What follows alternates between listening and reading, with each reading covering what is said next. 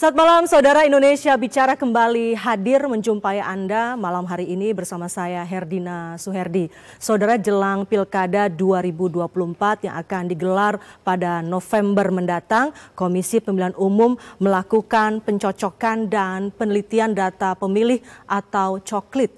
Coklit dilakukan sejak tanggal 24 Juni lalu dan berakhir kemarin 24 Juli 2024. Kita akan membahas bagaimanakah perkembangan hasil dari coklit Pilkada 2024 ini, dan di Indonesia Bicara malam ini mengangkat tema Coklit Pilkada 2024 rampung.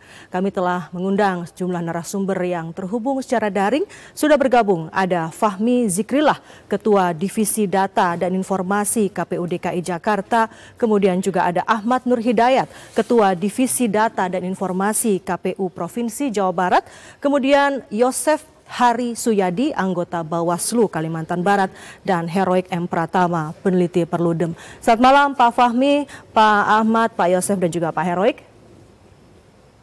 Selamat malam. Baik, terima kasih sudah bergabung di Indonesia Bicara TVRI. Sebelum kita membahas terkait dengan tema kita malam hari ini, kita akan simak terlebih dahulu pernyataan dari Heru Budi, penjabat Gubernur DKI Jakarta terkait dengan data pemilih di DKI Jakarta.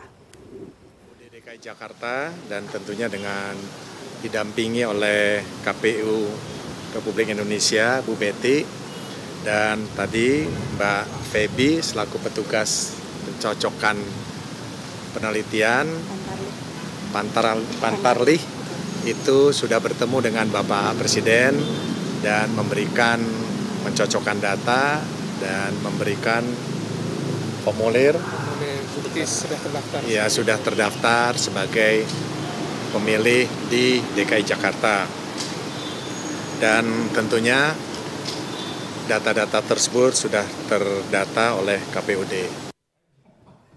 Ya, saudara, itu tadi pernyataan dari penjabat Gubernur DKI atau Gubernur Jakarta, Heru Budi, yang menyampaikan bahwa Presiden Joko Widodo dari hasil coklit terdaftar sebagai pemilih dalam Pilkada di Jakarta. Kita akan membahasnya langsung. Saya menuju ke Ketua Divisi Data dan Informasi KPU DKI Jakarta, Pak Fahmi. Bagaimanakah update-nya? Apakah sudah 100% rampung dari coklit di wilayah DKI Jakarta ini? Ya, alhamdulillah per hari kemarin ya di jam 16.00 KPU Provinsi DKI Jakarta sudah menyelesaikan proses coklit 100% sejumlah 8.315.669 pemilih yang tersebar di 14.775 TPS. Dan kami juga mengapresiasi dan berterima kasih pada teman-teman Pantarlih se-Jakarta yang sudah menyelesaikan coklit pada waktunya. Tentu tidak mudah mencoklit di DKI Jakarta karena banyak sekali warga Jakarta yang memang mobilitasnya cukup tinggi ya. Jadi kami alhamdulillah sudah menyelesaikan coklit 100%, Mbak. Ya, artinya ini sesuai ataupun tepat dengan tenggat waktu yang diberikan begitu ya, tanggal 24 Juli. Ya. Kita ke Jawa Barat dulu, Pak Ahmad. Bagaimana dengan di Jawa Barat? Apakah juga sudah mencapai 100% hasil coklitnya?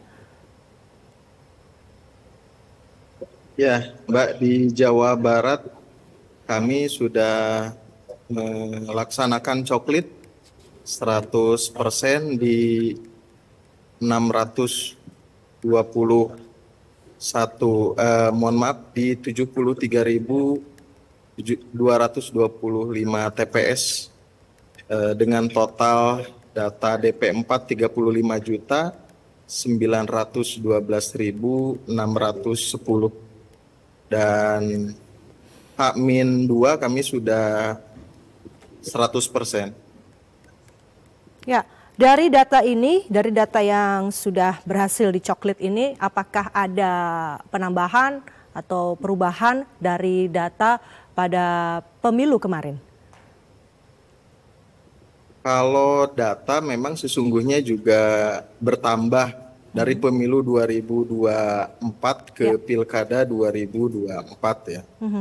Hanya saja kalau terkait jumlah TPS itu kami turun hampir 50%-nya, sekitar 53%.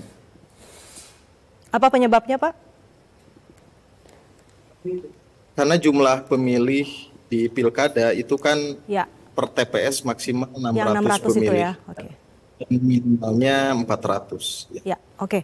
Baik, sebelum ke Bawaslu dan juga ke Perludem, saya kembali ke Pak Fahmi. Pak Fahmi, dari data tadi yang disampaikan Pak Fahmi sebelumnya, dari 14.000 sekian TPS dan ada sekitar 8,3 juta lebih pemilih, itu apakah ada perkembangan atau perubahan atau penambahan dari jumlah sebelumnya pada pemilu 2024 kemarin?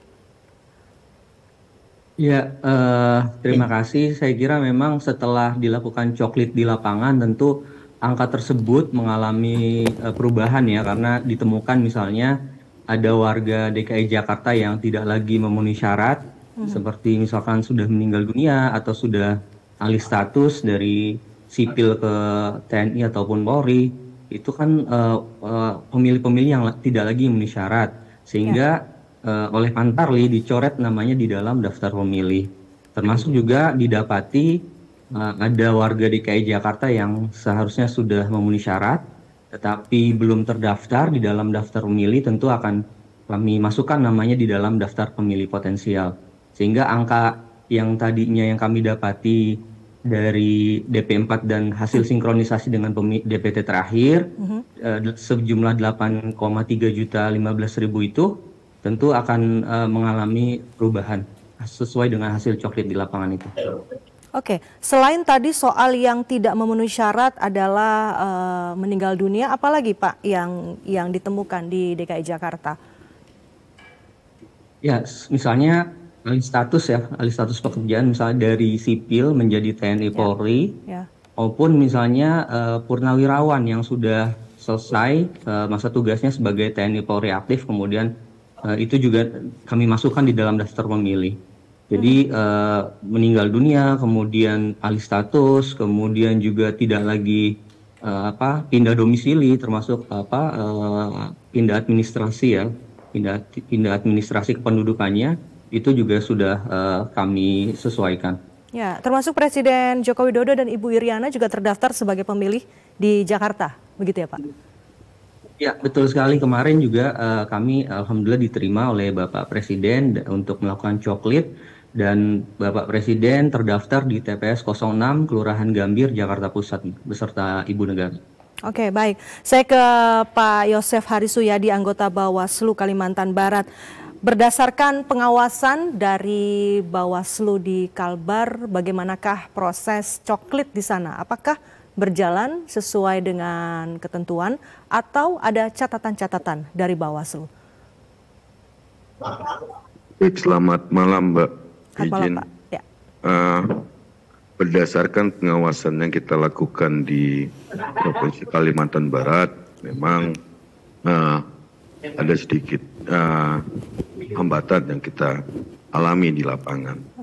Memang beberapa catatan yang telah kita berikan kepada teman-teman KPU jajaran di Provinsi Kalimantan Barat, seperti mungkin ada Pantarlih yang tidak mendatangi masyarakat secara langsung. Akan tetapi saran perbaikan yang telah kami berikan kepada teman-teman KPU dan jajaran dilaksanakan. Sejauh ini apa yang kami sampaikan kepada teman-teman KPU dan jajaran dilaksanakan oleh teman-teman KPU. Artinya dari temuan Bawaslu sebelumnya bahwa ada Pantarlih yang tidak mendatangi masyarakat tapi kemudian dianggap sudah mendatangi, itu diperbaiki atau bagaimana Pak?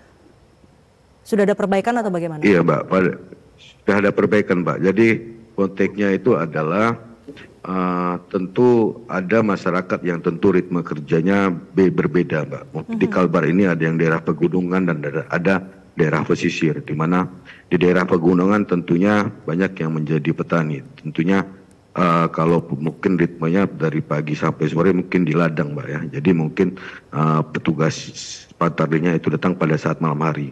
Dan saran perbaikan yang kami berikan dilaksanakan. Ya, kalau informasi yang kami dapat, Bawaslu menemukan adanya, mencatat adanya ribuan temuan di Kalimantan Barat sendiri. Selain tadi soal Pantarlih yang tidak mendatangi masyarakat, temuan apa lagi Pak di Kalimantan Barat? temuan yang kami temui selain itu ada Pantarlih yang tidak mencoret terkait dengan masyarakat yang telah meninggal. Jadi kami juga memberikan saran perbaikan kepada teman-teman KPU untuk kan ada mekanisme di mana bisa saja surat keterangan dari yang pihak yang berwenang untuk membuat teman-teman KPU bisa mencoret data itu pemilih itu sebagai TMS. Jadi kita dengan saran perbaikan itu berkolaborasi dengan teman-teman KPU untuk melakukan pembersihan terkait dengan data masyarakat yang TMS. Ya, hal itu dilakukan karena memang Pantarlih tidak mengetahui atau kurang memahami, atau memang ada faktor lain yang ditemukan oleh Bawaslu. Ya memang di data itu timbul kembali kan DP4 di dalam DP4 dan DPT terakhir itu pada saat turun di lapangan teman-teman menemukan bahwa data itu masih hidup kembali. Jadi memang seperti tadi saya katakan bahwa kami memberikan saran perbaikan untuk data masyarakat yang sudah meninggal dihapus. Oke, baik. Saya ke Mas Heroik Pratama, peneliti Perludem. Dari Perludem sendiri melihat proses coklit di Pilkada 2024 ini bagaimana? Apakah juga sudah ada perbaikan dari proses serupa yang dilakukan pada pemilu 2024 lalu? Ya, jika kita lihat memang proses pemutahiran daftar pemilih melalui mekanisme pencocokan dan penelitian ini memang selalu menjadi satu polemik di setiap penyelenggaraan pemilu. Ya. Tadi apa yang disampaikan oleh Pak Yosef sebetulnya di pemilu 2024, di Pilkada 2020 itu menjadi salah satu problem yang sering muncul gitu ya. Bagaimana kemudian Pantarlih menjalankan tugasnya secara betul sesuai dengan apa yang dianjurkan di dalam perundang-undangan, karena coklit ini bukan sampel loh gitu ya, bukan seperti halnya survei yang kemudian diambil sampel dari beberapa saja, tetapi coklit ini adalah sensus yang dia harus datang door to door, bertemu dengan masyarakat dengan upaya untuk melakukan verifikasi ulang. Apakah betul data yang sudah dimiliki oleh KPU dalam daftar pemilih potensial DP4 tersebut itu selaras dengan pemilik identitas kependudukan dan lokasi tempat tinggalnya itu sesuai atau tidak. Nah, coklit ini memang menjadi satu ujung tombak yang penting, Mbak, dalam proses pendaftaran pemilih, karena ini akan menjadi akurat atau tidaknya kemudian daftar pemilih, termasuk apakah seseorang warga negara yang sudah berusia 17 tahun gitu ya, atau sudah menikah, lalu kemudian pensiunan dari TNI atau Polri, dia terfasilitasi dengan baik hak memilihnya untuk Pilkada 2024 ini. Maka dari itu misalnya persoalan yang tadi disampaikan oleh Pak Yosef itu saya kira menjadi satu temuan penting yang kemudian perlu ditindaklanjuti oleh KPU dan jajarannya dalam rangka menjaga hak pilih dari warga negara kita agar di pemilu 2024 tidak ada satupun orang yang sebetulnya sudah memenuhi syarat tetapi kemudian dia tidak terdaftar dalam daftar pemilih kita. Nah, itu satu catatan yang menurut saya penting kemudian untuk KPU segera ditindaklanjuti. Nah, yang kedua adalah kalau kita lihat memang problemnya di sisi lain dalam konteks pendaftaran pemilih kita menggunakan mekanisme yang disebut dengan stelsel aktif gitu ya. Bukan dalam hal ini penyelenggara saja yang kemudian memang memiliki otoritas utama dan punya tanggung jawab utama untuk mendaftar siapa saja yang berhak memilih dan siapa saja yang tidak berhak memilih. Tapi di sisi lain, kita juga mendorong KPU untuk kemudian misalnya menggunakan sistem informasi daftar pemilihnya atau SIDALI untuk agar kemudian masyarakat secara luas, para pemilih secara luas, dia bisa secara aktif untuk melakukan pengecekan dan verifikasi ulang apakah dirinya sudah terdaftar atau tidak. Ya. Nah, problem lainnya misalnya yang jadi persoalan adalah seringkali ketika terjadi peristiwa kependudukan, kalau kita merujuk pada undang-undang kependudukan begitu ya, peristiwa kependudukan itu ada kelahiran, kematian, dan juga perpindahan. Nah, persoalannya adalah ketika misalnya warga negara pindah dari satu tempat ke tempat lain, nah kerap kali gitu ya, dia tidak melaporkan secara administrasi kependudukannya dengan baik gitu ya, kepada RT, RW, dan seterusnya. Nah, maka dari itulah kemudian tugas KPU sebagai penyelenggara pemilu harus berperan aktif gitu ya, memilah dan seperti yang disampaikan tadi gitu ya, meskipun terdapat tantangan dalam proses pencocokan dan penelitian, misalnya ketika Pantarlihnya datang lalu kemudian orangnya sedang tidak di rumah dan bekerja, maka memang perlu ada kerja ekstra di dalamnya.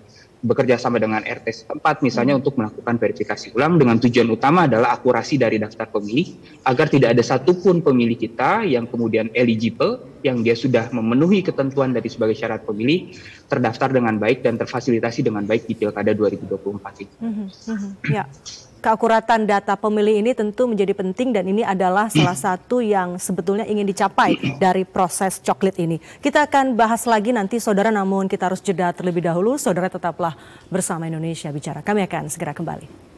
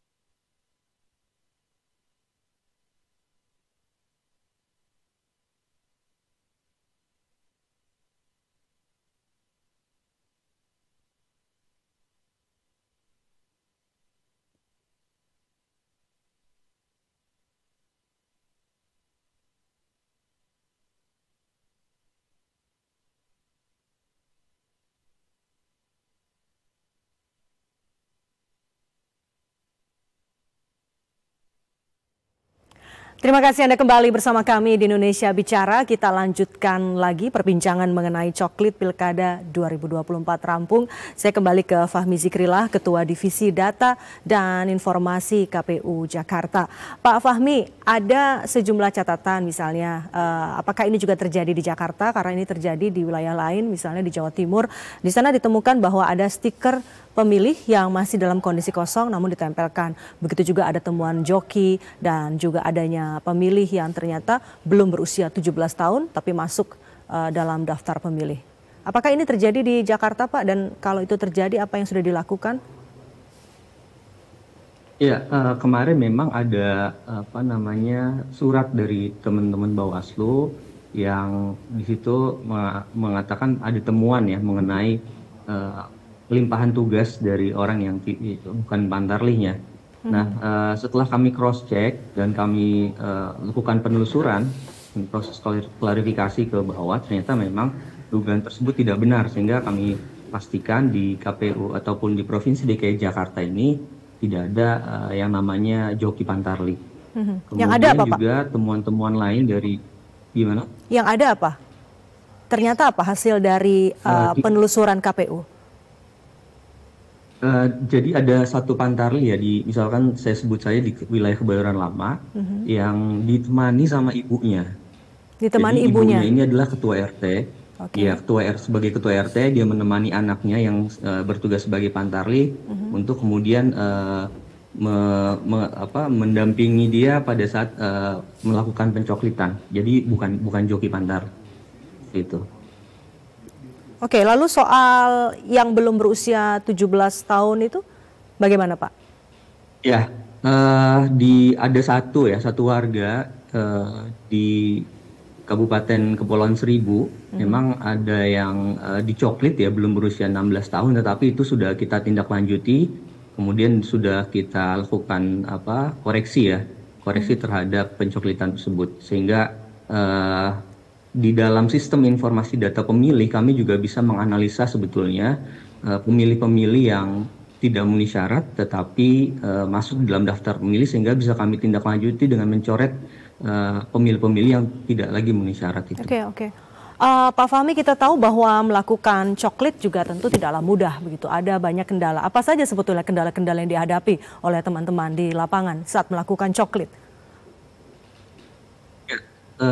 Khusus saya kira di banyak kota ya, termasuk di DKI Jakarta, memang salah satu kendala terberatnya itu mobilitas warga di DKI Jakarta ini kan cukup tinggi ya. Warga berangkat pagi, kemudian malam baru pulang ke rumah, sehingga teman-teman pantarlih yang bertugas di lapangan itu seringkali menemui warga itu nggak cuma sekali, mendatangi rumah itu berkali-kali, ada yang bahkan sampai 5 kali, sehingga baru bisa menemui pemilih tersebut. Yeah. Kemudian juga di wilayah-wilayah apartemen, di rumah susun, itu juga ada di awal-awal itu ada agak kesulitan ya untuk bisa mendapatkan akses masuk ke wilayah tersebut. Tetapi setelah kami melakukan koordinasi dengan dinas perumahan, kemudian juga kami lakukan komunikasi dengan para pengelola apartemen, alhamdulillah kendala-kendala tersebut bisa teratasi. Ya, Jakarta kita tahu termasuk daerah yang indeks kerawanan pemilunya cukup tinggi. Dan kalau kita bicara soal beberapa daerah mungkin yang rawan dari sisi keamanan misalnya, apa yang dilakukan oleh KPU sehingga kemudian daerah-daerah tersebut atau daerah-daerah yang rawan itu bisa selesai dan rampung dilakukan coklit di tenggat waktu yang sudah ditentukan 24 Juli itu? Oke, saya kira kata kuncinya itu ada pada koordinasi dan komunikasi ya. Teman-teman Pantarlih juga sebelum turun ke lapangan dibekali dengan bimbingan teknis untuk kemudian bisa melakukan koordinasi dengan RT RW setempat, kemudian melakukan sosialisasi kepada warga-warga sehingga warga-warga juga bisa menyambut kedatangan Pantarlih. Termasuk juga kita lakukan coklit sejumlah tokoh-tokoh sehingga tokoh-tokoh tersebut bisa mempengaruhi ataupun mengajak warga agar pada saat Pantarlih datang itu untuk bisa disambut dengan baik. Seperti itu, Mbak. Jadi artinya di Jakarta sendiri tidak ditemui kendala yang cukup berarti begitu? Iya, betul. Ya, baik, saya ke Pak Ahmad Hidayat di Jawa Barat. Bagaimana dengan Jawa Barat? Apakah juga kasus serupa ditemukan, Pak? Misalnya itu tadi ada stiker yang kosong, kemudian ada joki, ada juga yang belum berusia 17 tahun, atau ada case-case lain gitu? Ya, kalau di Jawa Barat sendiri berdasarkan hasil coklit Pantarlih di lapangan, memang itu ditemukan misalnya pemilih baru ya, dengan total 1.292.707. Kemudian ada juga yang pemilih ubah, jadi ada yang mengubah nama ya dan seterusnya, bahkan Pantarlih pun juga memperbaiki nama yang tidak sesuai dengan KTP sebagaimana yang tertera di DP4 ya. Kemudian juga pemilih yang meninggal di Jawa Barat juga tinggi sekitar 406.701 itu yang meninggal. Kemudian yang ganda ini juga banyak 5.126. Ganda ini macam-macam, Mbak. Ya. Ada yang nicknya ganda, namanya ganda dan seterusnya. Gitu. Kemudian juga yang di bawah umur memang sangat sedikit, hanya 337. Kemudian WNA 403 orang.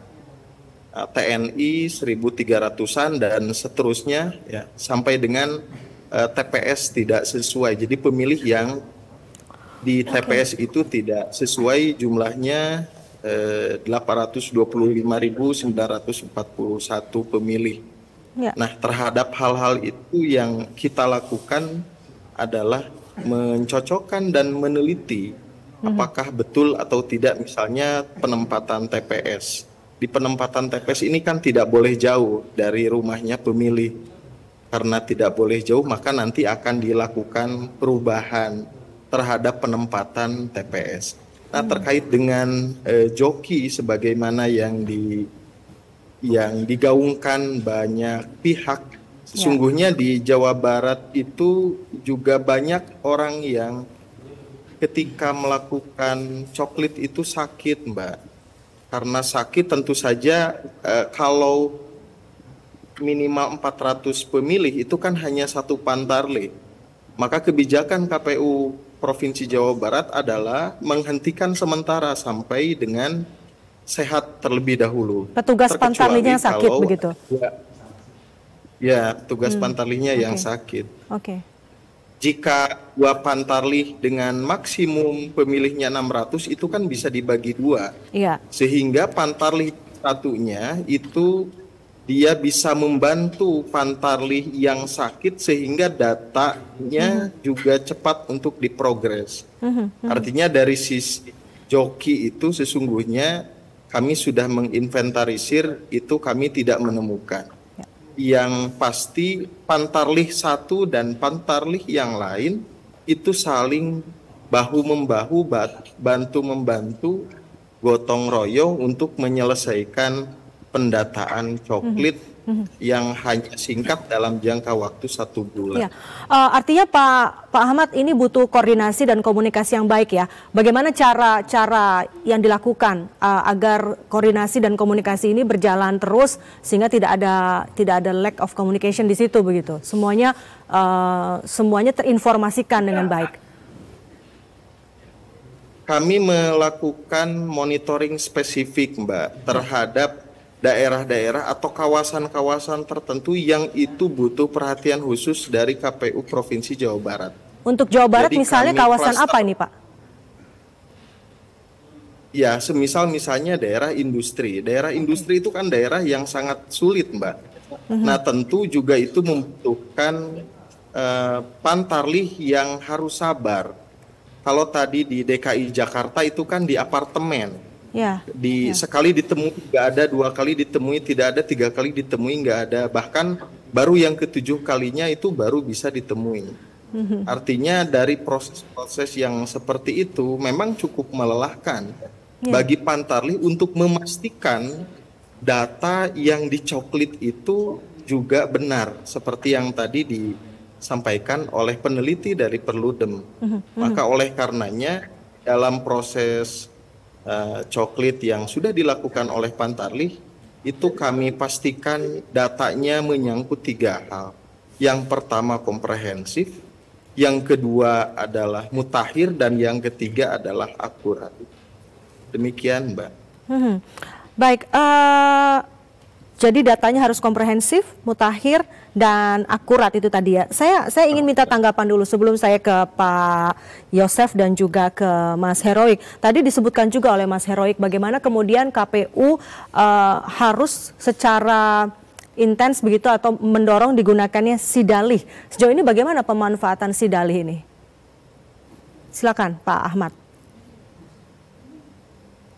Kalau SIDA ini kan ada 2 proses, Mbak. Ya. Proses yang pertama itu coklit ya. Coklit ini ada 2 macam. Ya. Yang pertama ada coklit secara manual, yang kedua ada e-coklit ya. Jadi setelah melakukan coklit manual itu dimasukkan ke dalam e-coklit. Ya. Nah, sidalih ini adalah pemadanan data. Jadi data yang sudah tercoklit ini itu nanti dipadankan di sidalih.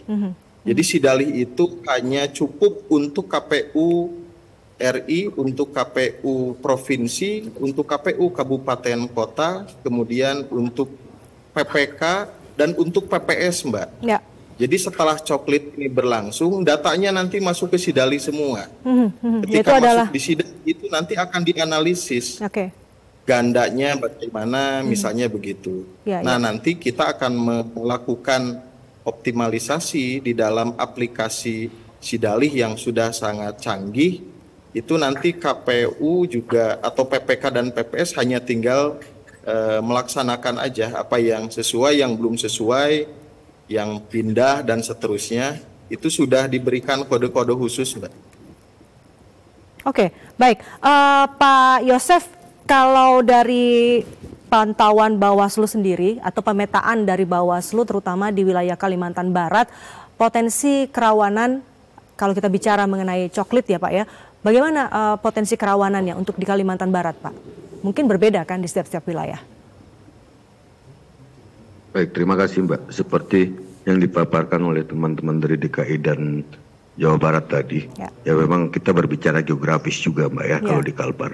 Di Kalbar ini kan ada yang di daerah pegunungan, ada yang di daerah pesisiran. Sesuai dengan dan juga hambatan kami sendiri di pengawas pemilu adalah kami itu di tingkat desa pada saat coklit itu kami hanya punya 1 orang. Jadi sesuai tunjuk teknis di SL 89, jadi ada 2 strategi yang dijalankan oleh pengawas pemilu.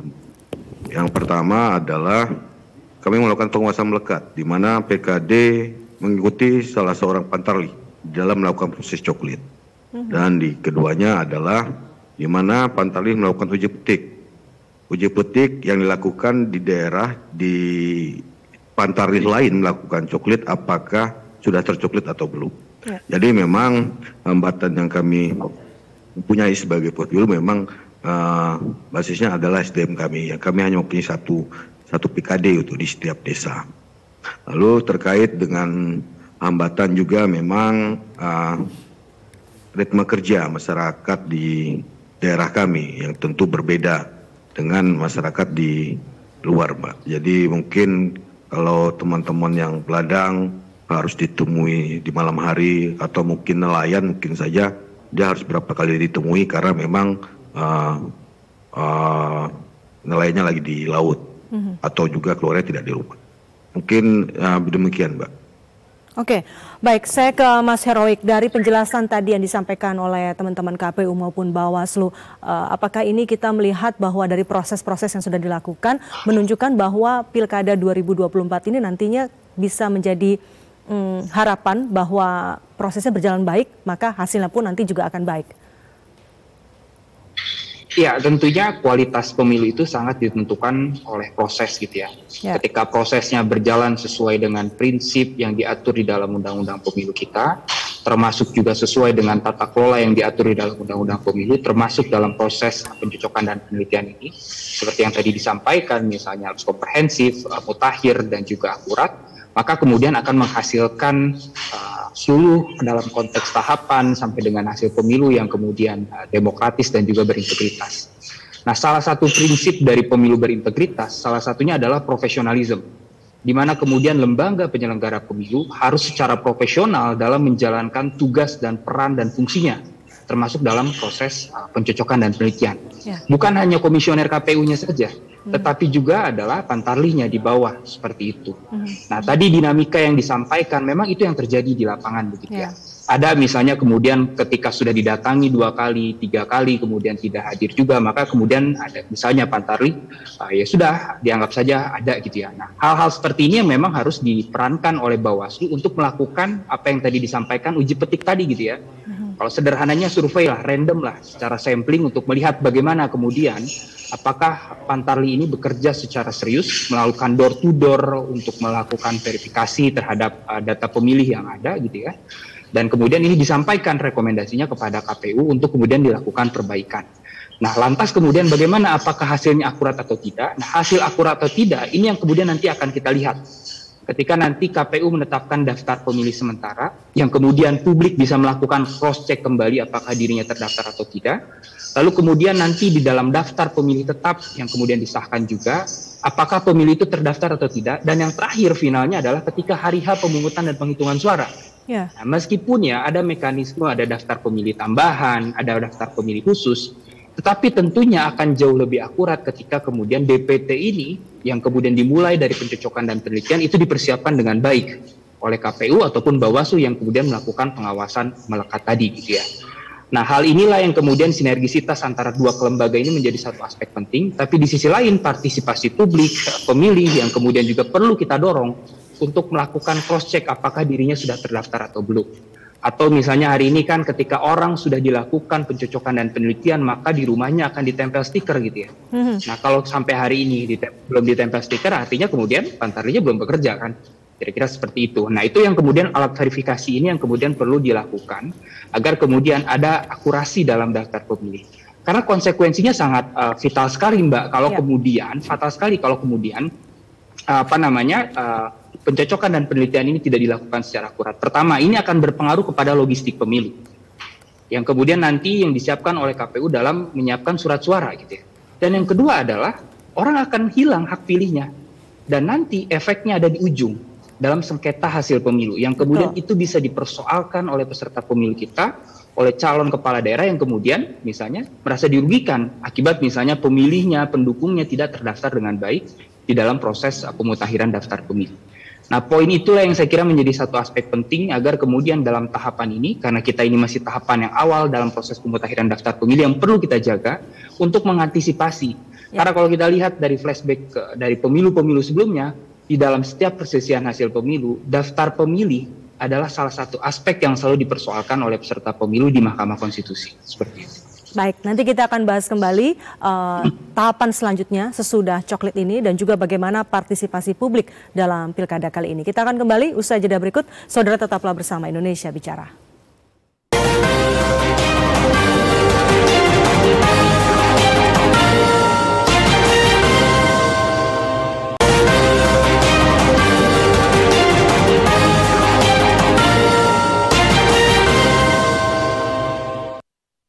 Terima kasih Anda kembali bersama kami di Indonesia Bicara dan kita lanjutkan perbincangan malam hari ini mengenai coklit Pilkada 2024 rampung. Saya kembali ke Pak Fahmi, Ketua Divisi Data dan Informasi KPU DKI Jakarta. Pak Fahmi, hasil dari coklit ini nantinya akan didapati DPHP atau data pemilih hasil pemutakhiran. Kemudian deadline-nya untuk tahapan selanjutnya bagaimana, Pak? Setelah coklit selesai, maka selanjutnya kami akan menyusun yang namanya daftar pemilih hasil pemutakhiran atau DPHP, yang itu nantinya akan menjadi bahan bagi rekapitulasi yang secara berjenjang ya, mulai dari tingkat kelurahan atau tingkat PPS, kemudian naik ke kecamatan, direkap juga di KPU Kabupaten Kota, sampai nanti rekapitulasi di tingkat provinsi dan kita tetapkan menjadi daftar pemilih sementara. Ya. Rentang waktunya kalau rekapitulasi di tingkat provinsi itu antara tanggal 14 sampai dengan 17 Agustus mendatang.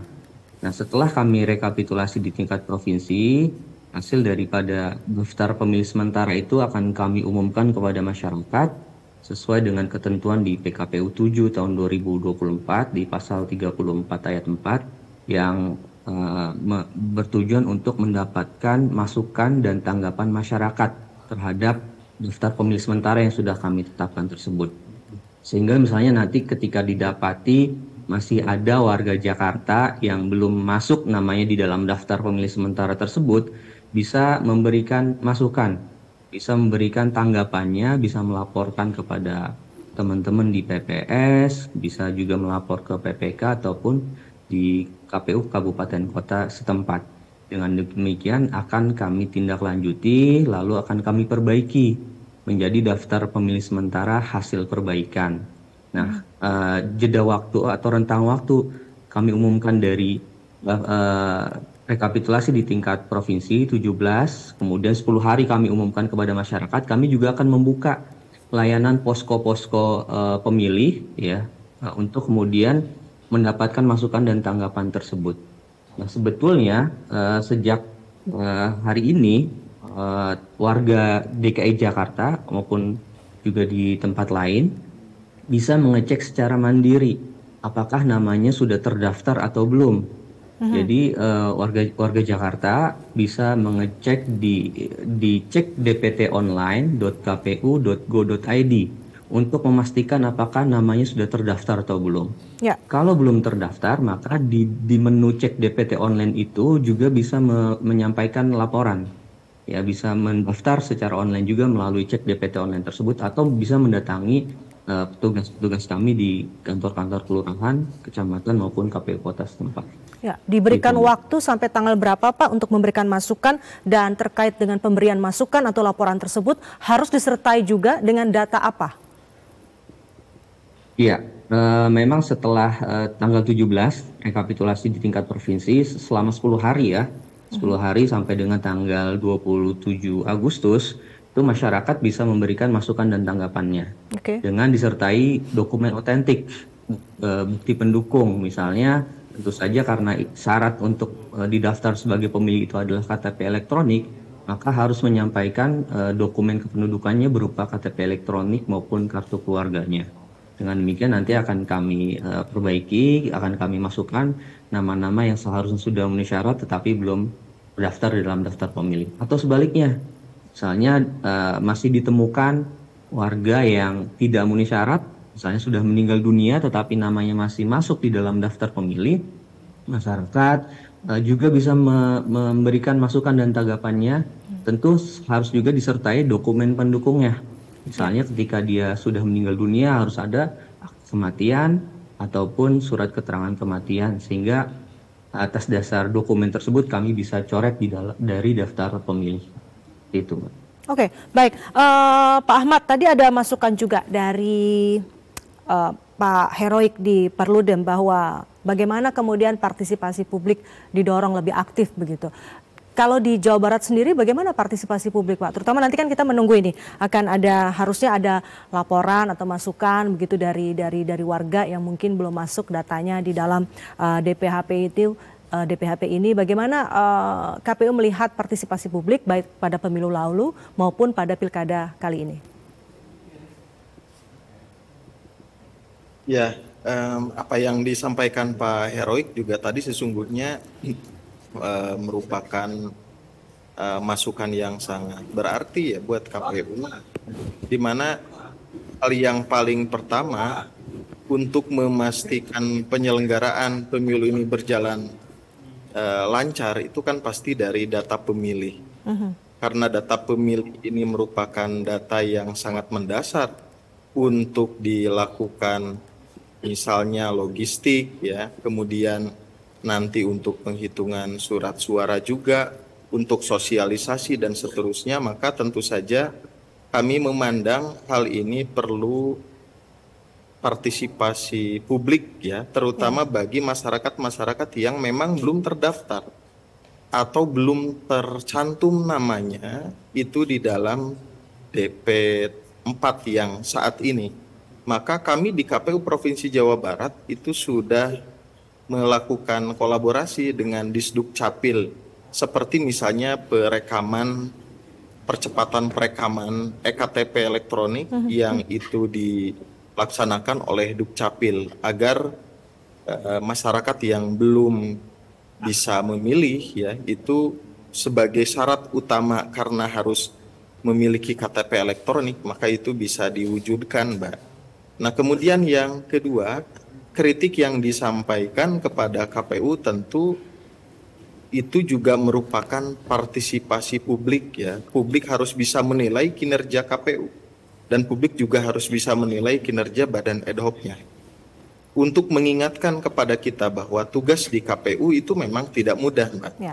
Karena tidak mudah dan dibutuhkan prinsip-prinsip penyelenggaraan pemilu yang mandiri ya, kemudian berintegritas dan seterusnya.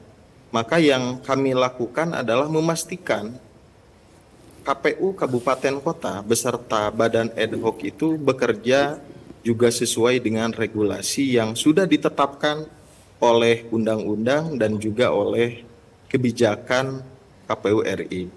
Yang ketiga, bahwa di dalam penyusunan daftar pemilih ini tentu kita juga membutuhkan masukan dan tanggapan masyarakat sebagai timbal balik atas hasil pekerjaan kita yang belum tentu dirasakan belum optimal. Nah, ditandai dengan apa? Ditandai dengan misalnya masukan dan tanggapan itu yang sangat positif dan kami bisa menindaklanjuti. Kira-kira demikian. Oke, baik.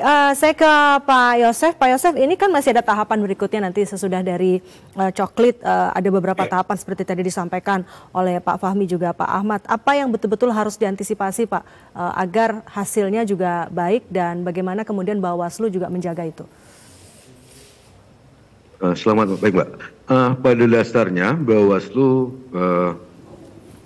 ada punya 3 poin penting dalam konteks bahwa dalam masa pemutahiran data pemilih ini adalah yang pertama prosedurnya tepat, yang kedua datanya akurat, dan ketiga hak pilih dari masyarakat itu terkawal. Seperti yang saya katakan tadi dengan strategi penguasaan melekat dan uji petik, Bawaslu juga punya strategi lain yaitu patroli pengawasan pemutahiran data pemilih. Yang mana yang menjadi prioritas adalah sudah dilakukan? Sudah dilakukan, sama sembari juga berjalan. Jauh ini kami juga sebagai prioritasnya adalah masyarakat yang rumahnya jauh dari pemukiman, kaum-kaum disabilitas, kaum-kaum rentan, yang itu juga menjadi salah satu objek daripada pengawasan kami dalam masa pemutahiran data pemilih ini.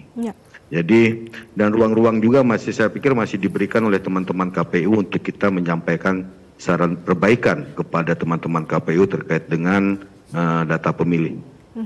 Demikian, Bu. Baik, Mas Heroik, mungkin bisa kembali diingatkan kepada kita semua seberapa penting dan urgennya coklit ini, kaitannya kemudian dengan dinamika pada Pilkada 2024 ini tentu berbeda dinamikanya dengan Pilkada di tahun 2020 dan juga pada pemilu 2024 kemarin.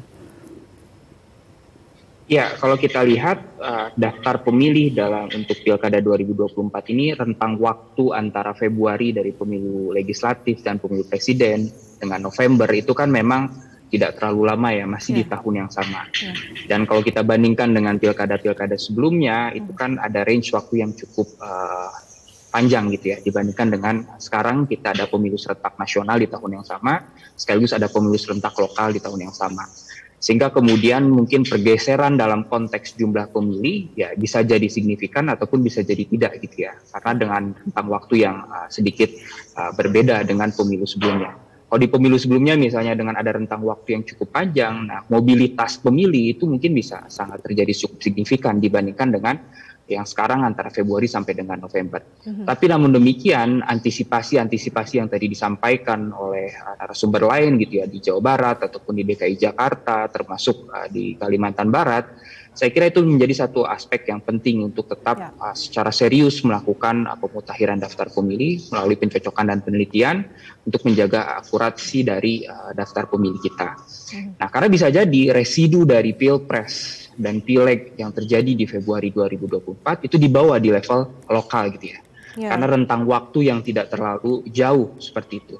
Artinya seperti konfigurasi politik yang semakin memanas dan seterusnya, sehingga bisa jadi ada kesalahan sedikit pun yang dilakukan oleh penyelenggara pemilu, apalagi ini berkaitan dengan hak pilih, nah ini bisa akan menjadi satu aspek yang kemudian polemik di mata publik gitu ya, karena tadi ada residu dari Pileg dan Pilpres yang mungkin masih terbawa, sehingga kemudian di aspek kontestasi lokal yang ini lekat sekali kan. Kalau di Pileg dan Pilpres itu mungkin ada sedikit jarak yang cukup jauh antara pemilih begitu ya.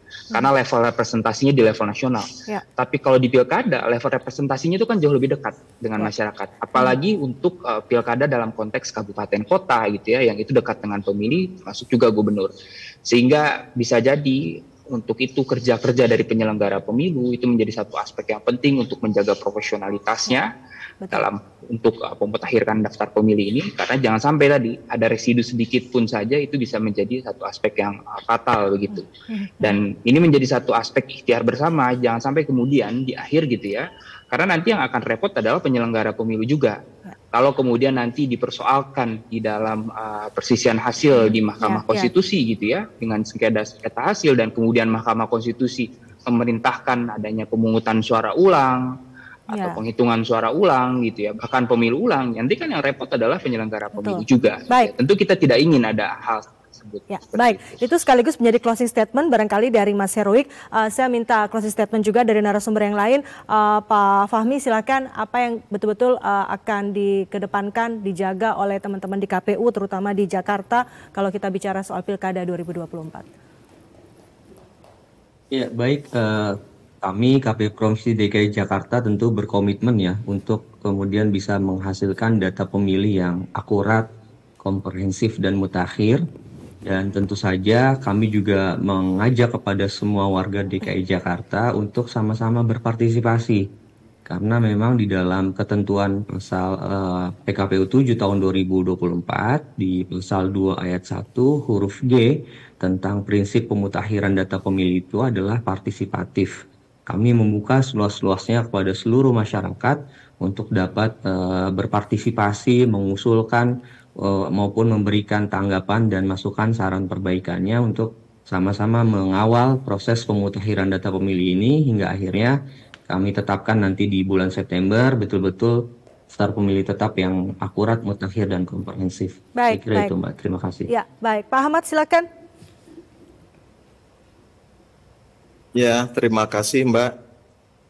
Kami dari KPU Provinsi Jawa Barat mengajak kepada seluruh warga Jawa Barat, jika belum terdaftar sebagai pemilih maka dapat dipastikan agar bisa menghubungi baik itu ke badan ad hoc kami maupun hotline center KPU Provinsi Jawa Barat agar nanti kami juga bisa menindaklanjuti. Dan yang kedua adalah prinsip dari penyelenggaraan pemilu di Jawa Barat, kami memiliki slogan Gembilang, gembira memilih langsung, yang tentu saja pilkada ini tidak hanya dijadikan sebagai ajang kontestasi bagi para kontestan, tetapi ada ruang publik yang bisa satu sama lain saling memberikan masukan, saling memberikan saran untuk perbaikan di Jawa Barat maupun di kota kabupaten lain di Jawa Barat. Terima kasih. Ya, Pak Yosef, selanjutnya silakan terakhir closing statement-nya. Baik, selamat malam, Mbak. Kami Bawaslu Provinsi Kalimantan Barat mengajak semua masyarakat yang secara norma, secara undang-undang memang sudah layak untuk menjadi daftar pemilih, apabila belum terdaftar sebagai daftar pemilih, Bawaslu pengawas pemilu sampai sekarang sudah ada sampai di tingkat kelurahan desa. Ya. Dan di setiap sekretariat kami ada posko pengaduan terkait dengan hak pilih. Tolong laporkan kepada kami, tolong berinformasi kepada kami, dan juga yang pasti bahwa dengan ruang yang masih ada, kami pastikan pengawas pemilu di Kalimantan Barat tetap akan melakukan pengawasan dan akan berusaha untuk menjaga dan mengawal hak pilih semua warga Kalimantan Barat.